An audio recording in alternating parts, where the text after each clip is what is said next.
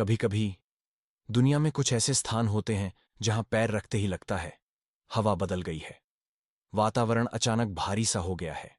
जहां धरती पर चलते हुए भी एक अजीब सी भावना उठती है, जैसे कोई अनदेखी शक्ति खामोशी से आपको देख रही हो। जहां मंदिर की दीवारें सिर्फ पत्थर नहीं होती, वे सदियों का दर्द, शक्ति, तप और अनगिनत रहस्यों को अपने भीतर छुपाए बैठी होती हैं। आज मैं आपको लेकर जा रहा हूं भारत के सबसे रहस्यमयी, सबसे गुप्त और सबसे शक्तिशाली शक्तिपीठों में से एक, मां कामाख्या मंदिर की ओर। एक ऐसा स्थान जहां देवी की मूर्ति नहीं है, लेकिन देवी स्वयं जीवित ऊर्जा के रूप में विराजती हैं। एक ऐसा स्थान जहां साल में एक बार 3 दिन के लिए दरवाजे बंद कर दिए जाते हैं, क्योंकि माना जाता है कि देवी स्वयं रजस्वला होती हैं। जहां तांत्रिक, अघोरी, सिद्ध योगिनी सदियों से साधना करते आए हैं। जहां मंदिर के नीचे इतनी गहरी गुफाएं छिपी हैं कि आज तक कोई नहीं जान पाया कि उन गुफाओं में क्या है और कितना है। और जहां की हवा में ऐसी अनोखी शक्ति बहती है जो किसी साधक की किस्मत पलट देती है या उसे हमेशा के लिए निगल सकती है। यह है मां कामाख्या की भूमि, शक्ति का स्रोत और रहस्यों का महापर्वत। चलो इस रहस्यमयी यात्रा की शुरुआत करते हैं।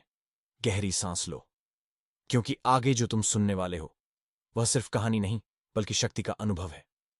सृष्टि की शुरुआत में, जब कुछ भी नहीं था, ना आकाश, ना धरती, ना समय, बस एक ही शक्ति मौजूद थी।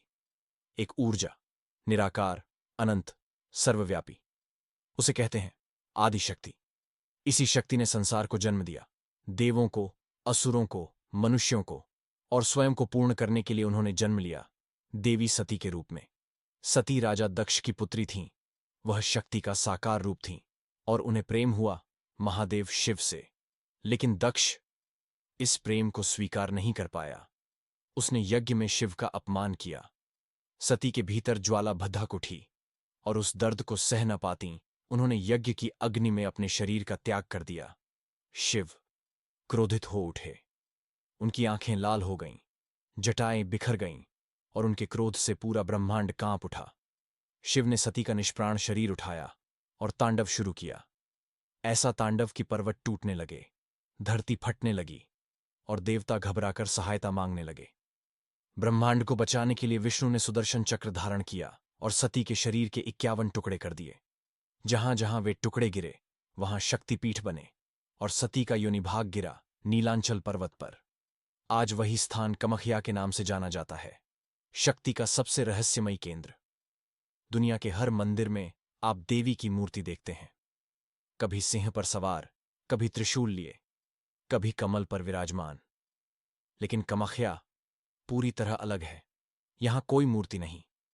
यहां देवी स्वयं एक प्राकृतिक, स्वयं प्रकट, जीवित ऊर्जा कुंड में स्थित हैं, जिसे योनिकुंड कहा जाता है।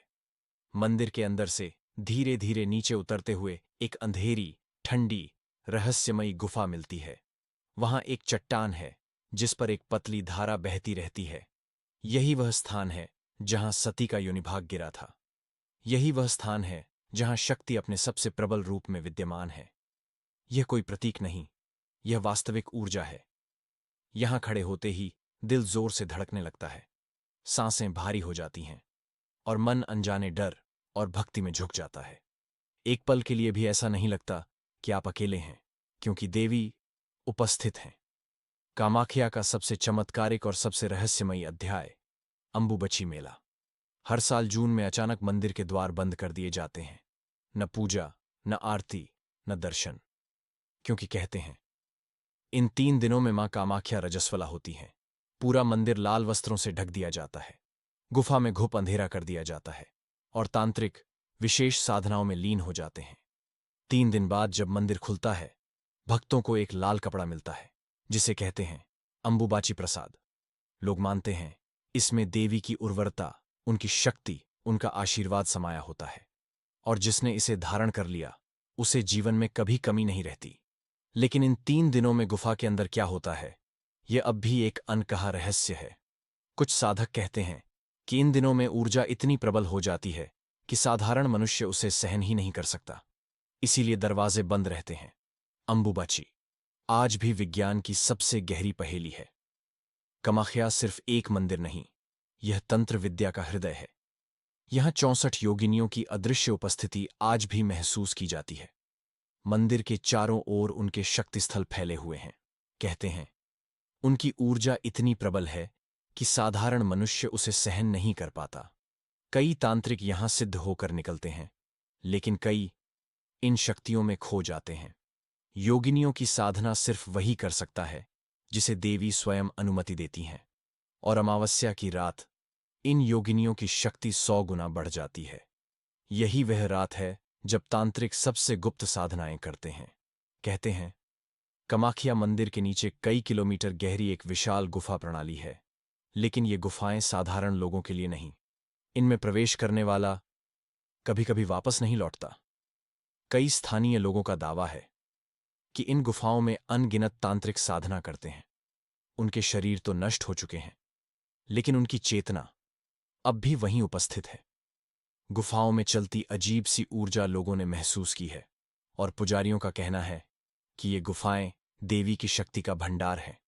कौन अंदर जा सकता है और कौन वापस आएगा, यह निर्णय देवी स्वयं करती हैं। कामाख्या का इतिहास नरकासुर के बिना पूरा नहीं होता। कहते हैं असुर राजा नरकासुर देवी कामाख्या का अनन्य भक्त था। उसने कठोर तपस्या की और देवी ने उसे वरदान दिया कि जब तक वह अपनी शक्ति न छोड़े, कोई उसे पराजित नहीं कर सकता। धीरे धीरे शक्ति का अहंकार उस पर हावी हो गया। वह अत्याचारी बन गया, लोगों को परेशान करने लगा, स्त्रियों को कैद करने लगा। तब देवी ने हस्तक्षेप किया। देवी ने कृष्ण से कहा कि नरकासुर का अंत अब तुम कर सकते हो। कामाख्या की पहाड़ियों पर एक भीषण युद्ध हुआ और कृष्ण ने नरकासुर का वध किया। उसी क्षण उन्हें मां कामाख्या का ऊर्जा आशीष प्राप्त हुआ। इसीलिए कामाख्या को न्याय की देवी भी कहा जाता है। कामाख्या से जुड़ी एक मान्यता बहुत प्रसिद्ध है कि यहां हर कोई नहीं आता, सिर्फ वही आता है जिसे मां का बुलावा होता है। कुछ लोग यात्रा की पूरी तैयारी करते हैं, फिर भी नहीं पहुंच पाते। कुछ लोग रास्ते में ही बीमार पड़ जाते हैं, कई टिकट होने के बावजूद यात्रा छोड़ देते हैं। और कुछ लोग अचानक बिना सोचे समझे मां के दरबार पहुंच जाते हैं। क्यों? क्योंकि मां बुलाती है, और जिसे मां बुला लें वह खाली हाथ कभी नहीं लौटता। कामाख्या मंदिर सिर्फ एक स्थान नहीं, यह शक्ति का केंद्र है। यह स्त्री ऊर्जा का सर्वोच्च रूप है। यहां देवी दिखाई नहीं देती, लेकिन महसूस होती हैं, हवा में, प्रकाश में, दीवारों में, और उस अदृश्य शक्ति में जो अचानक आपके दिल में एक ही शब्द फुसफुसाती है, मैं हूं। हमेशा जो यहां आता है वह बदल कर लौटता है। उसके मन में प्रकाश और आत्मा में शक्ति जाग उठती है, और उसी क्षण उसके जीवन का नया अध्याय शुरू होता है। यही है मां कामाख्या की कृपा। यही है मां कामाख्या की अद्भुत शक्ति।